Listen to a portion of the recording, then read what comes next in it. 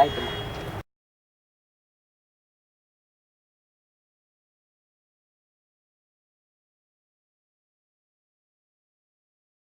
ಜವರೇಗೌಡರು ಅಂತೇಳಿ ಬೆಂಗಳೂರು ಆಟೋ ಮತ್ತು ಟ್ಯಾಕ್ಸಿ ಚಾಲಕರ ಸಂಘದ ರಾಜ್ಯಾಧ್ಯಕ್ಷರಾಗಿದ್ದೀವಿ. ಇವತ್ತು ನಾವು ನಮ್ಮ ಒಂದು ಸಂಘಟನೆಯಿಂದ ಬೃಹತ್ತಾಗಿ ಒಂದು ರ್ಯಾಲಿನ ಸಂಘದ ಕಚೇರಿ ನಂದಿನಿ ಬಡಾವಣೆಯಿಂದ ಉದ್ಯಾನವನ ಫ್ರೀಡಮ್ ಪಾರ್ಕ್ವರೆಗೂ ನಾವು ಒಂದು ಪಾದಯಾತ್ರೆ ಮುಖಾಂತರ ಬಂದು ರ್ಯಾಲಿ ಒಂದು 300 ಆಟೋ ಚಾಲಕರು ಸಮೂಹದಲ್ಲಿ ಬಂದು ನಾವು ಒಂದು DC ಅವರಿಗೆ ಒಂದು ಮನವಿ ಕೊಡಬೇಕು ಅಂತೇಳಿ, ಮತ್ತು ಟ್ರಾನ್ಸ್ಪೋರ್ಟು ಸಚಿವರಿಗೆ ಸಹ ಒಂದು ಮನವಿ ಕೊಡಬೇಕಂತೇಳಿ ನಾವು ರೆಡಿ ಮಾಡ್ಕೊಂಡಿದ್ದೀವಿ. ಅದ್ರ ಪ್ರಕಾರದಲ್ಲಿ ನಮ್ಮ ಒಂದು ರ್ಯಾಲಿ ಸಕ್ಸಸ್ ಆಯಿತು. ನಮ್ಮ ಕೆಲವೊಂದು ಏನು ಕಂಡೀಷನ್ಗಳಿತ್ತು ಆ ಕಂಡೀಷನ್ಗಳನ್ನ ಇಟ್ಟು ನಾವು ಈ ಒಂದು ಬೇಡಿಕೆಗಳನ್ನ ಇಟ್ಕೊಂಡು ರ್ಯಾಲಿ ಮಾಡಿದ್ವಿ. ಅದರಲ್ಲಿ ಮೊದಲನೇದಾಗಿ ಆಟೋ LPG ದರ ಏರಿಕೆ ಆಗಿರೋದ್ರಿಂದ ಅದನ್ನು ಕಡಿತಗೊಳಿಸಬೇಕು. ಎರಡನೇದಾಗಿ ಅಸಂಘಟಿತ ಕಾರ್ಮಿಕರ ಭದ್ರತಾ ಮಂಡಳಿ ಆಟೋ ಚಾಲಕರಿಗೆ ಒಂದು ಸ್ಥಾಪನೆ ಮಾಡಿ ಆಟೋ ಚಾಲಕರಿಗೆ ಒಂದು ಅನುಕೂಲ ಮಾಡಿಕೊಡ್ಬೇಕು ಅಂತೇಳಿ.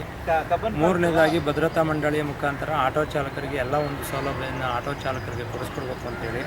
ಮತ್ತು ಎಲ್ಲ ಆಟೋ ಚಾಲಕರಿಗೆ BPL ಕಾರ್ಡ್ನ ವಿತರಣೆ ಮಾಡಿಕೊಡ್ಬೇಕು DL ಆಧಾರದ ಮೇಲೆ ಅಂತೇಳಿ ಒಂದು ಕೇಳಿದ್ವಿ. ಅದೇ ರೀತಿ ವಸತಿನ ಆಟೋ ಚಾಲಕರಿಗೆ ಏನು ಇವತ್ತು ಬೇರೆ ಎಲ್ಲ ಒಂದು ವರ್ಗದವರೆಗೂ ಆಟೋ ರಿಕ್ಷಾದವರೊಂದು ಬಿಟ್ಟು ಇವಾಗ ಕೊಳಚೆ ಪ್ರದೇಶದಲ್ಲಿ ವಾಸ ಮಾಡ್ತಕ್ಕಂಥ ವಾಸಿಗಳಿಗೂ ಇರ್ಬೋದು, ಬೇರೆ ಬೇರೆ ಇವಾಗ IT BT ಇರ್ಬೋದು, ಬಿಸಿಲಿಕಾನ್ ಸಿಟಿ ಈ ಥರದಲ್ಲಿ ಗುಂಪು ಮನೆಗಳನ್ನ ಮಾಡಿ ಸರ್ಕಾರ ಅವರಿಗೆ ಕೊಡ್ತಾ ಇದೆ. ಅದೇ ರೀತಿ ಒಂದು ಆಟೋ ಚಾಲಕರಿಗೂ ಸಹ ಒಂದು ಕಾನೂನಿನ ಮಾಡಿ ಗುಂಪು ಮನೆಗಳ ಪ್ರಕಾರ ಆಟೋ ಚಾಲಕರು ಕೊಡಬೇಕು ಅಂತೇಳಿ ನಾವು ಒಂದು DC ಸಾಹೇಬರಿಗೆ ಮನವಿನ ಸಹ ಕೊಟ್ಟಿದ್ದೀವಿ. ಒಂದು ಹಲವೊಂದು ಬೇಡಿಕೆಗಳನ್ನಿಟ್ಟು ಅದರ ಜೊತೆಗೆ ಹೆಚ್ಚಿನ 8ನೇ ತರಗತಿ ಇವಾಗ ಆಟೋ ಚಾಲಕರು ಇವತ್ತು ಒಂದು DL ಪಡಿಬೇಕಂದ್ರೆ ಆಟೋ ರಿಕ್ಷಾ ಚಾಲನೆ ಮಾಡಬೇಕಂದ್ರೆ 8ನೇ ತರಗತಿ ಕಡ್ಡಾಯಗೊಳಿಸಿದ್ದಾರೆ. ಅದು ತುಂಬ ಅನ್ಯಾಯ. ಯಾಕೆಂದರೆ ಇವತ್ತು ಯಾವುದೇ ಒಂದು ಡಿಗ್ರಿ ಒಬ್ಬ ಮಿನಿಸ್ಟ್ರಿಗೆ ಎಜುಕೇಷನ್ ಇಲ್ಲ, ಒಬ್ಬ ಏರಿಯಾ ಕಾರ್ಪೊರೇಟ್ರಿಗೆ ಎಜುಕೇಷನ್ ಇಲ್ಲ, ಇಷ್ಟೇ ಓದಿರ್ಬೇಕಂತ ನಿಗದಿಲ್ಲ. ಒಬ್ಬ ಆಟೋ ಚಾಲಕನಿಗೆ ಯಾರಿಗೂ ಇಲ್ಲದೆ ಇರೋ ಕಾನೂನು ಆಟೋ ಚಾಲಕನ ಹೊಟ್ಟೆ ಮೇಲೆ ಯಾಕೆ ಈ ಥರ 8ನೇ ತರಗತಿನೇ ಮಾಡ್ತಾ ಇದ್ದಾರೆ? ಅದನ್ನು ಯಾವುದೇ ಒಂದು ಚಾಲಕರಿಗೆ ಇರ್ಬೋದು, ವೆಹಿಕಲ್ ಓಡಿಸ್ತಕ್ಕಂಥವ್ರಿಗೆ ಈ 8ನೇ ತರಗತಿನ ರದ್ದು ಮಾಡಬೇಕು ಅಂತೇಳಿ ನಾವು ಸರ್ಕಾರದಲ್ಲಿ ಮನವಿ ಕೊಟ್ಟಿದ್ದೀವಿ. 6ನೇ ತಾರೀಕಿಗೆ ನಾವು ಎಲ್ಲ ಒಂದು ಐಕ್ಯ ಹೋರಾಟ ಸಮಿತಿ ನಮ್ಮ ಒಂದು ಆಟೋ ಚಾಲಕರ ಎಷ್ಟು ಒಂದು ಸಂಘಟನೆ ಇದೆ, ಒಂದು 10 ಸಂಘಟನೆಯೂ ಸೇರಿ ಒಂದು ಐಕ್ಯ ಹೋರಾಟ ಸಮಿತಿ ಅಂತ ಒಂದು ಸಂಘಟನೆ ಮಾಡಿದ್ದೀವಿ. ಭಾನುವಾರ ಮಧ್ಯರಾತ್ರಿಯಿಂದ ಸೋಮವಾರ ಮಧ್ಯರಾತ್ರಿವರೆಗೂ 24 ಅವರು ಬಂದ್ ಆಚರಣೆ ಮಾಡಬೇಕು. ಯಾಕೆಂದರೆ ನಮಗೆ ತೊಂದರೆ ಆಗಿದೆ.